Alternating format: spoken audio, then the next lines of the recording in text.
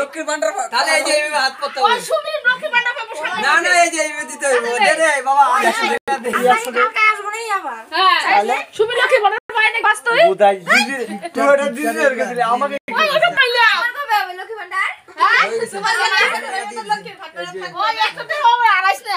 কোন কত টাকা গয়না না আমার কবে হবে ভান্ডার? গণ তোমার তো বসেছে। আমার মতে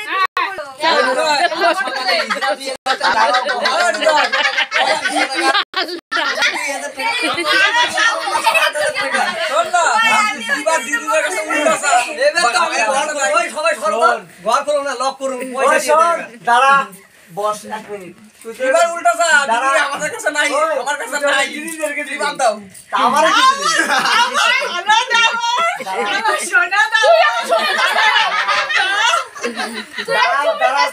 আমি তো দিবই হ্যাঁ দাও না হাত খাবে না তাকে দাও দেখো